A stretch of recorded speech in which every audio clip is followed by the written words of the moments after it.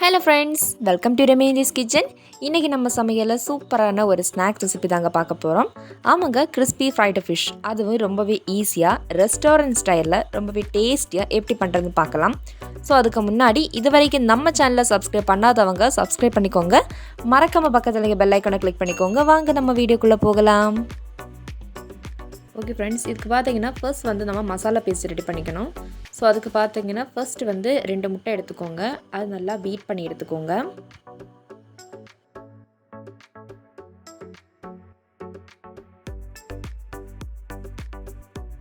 முட்டையை நல்லா பீட் பண்ணதுக்கு அப்புறமா பார்த்தீங்கன்னா 1 டேபிள் ஸ்பூன் அளவுக்கு அரைச்சி வச்சுருக்கிற இஞ்சி பூண்டு விழுது ஆட் பண்ணிக்கோங்க. இது கூடவே பார்த்தீங்கன்னா 1 ஸ்பூன் அளவுக்கு மிளகாய்த்தூள் ஆட் பண்ணிக்கலாம்.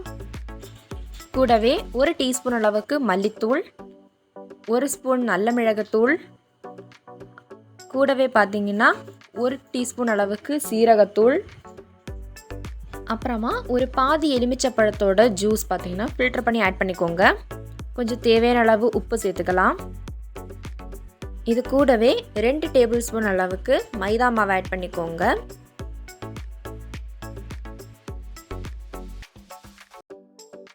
அப்புறமா 1/4 டீஸ்பூன் மஞ்சள் தூள் சேர்த்துக்கலாம்.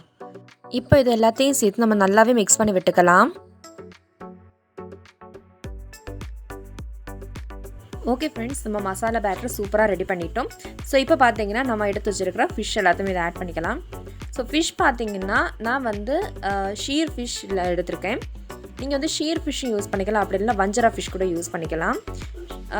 ஸோ ஷீர் ஃபிஷ் அப்படிங்கிறது சூரத்துண்டு. ஸோ அந்த ஃபிஷ் கூட யூஸ் பண்ணிக்கலாம்.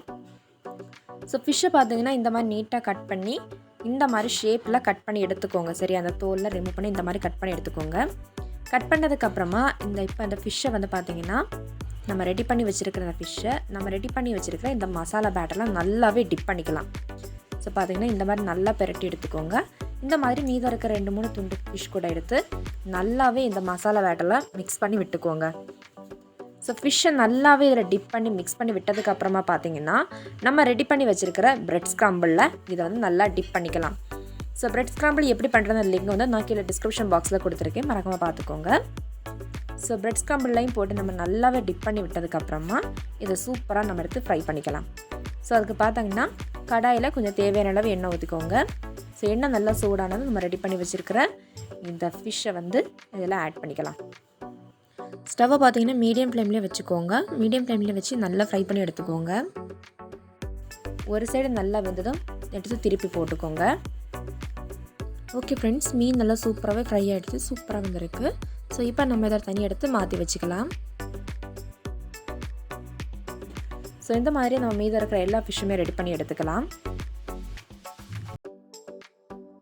ஓகே ஃப்ரெண்ட்ஸ், சூப்பரான கிறிஸ்பி ஃப்ரைடு ஃபிஷ் ரெடி ஆகிடுச்சு.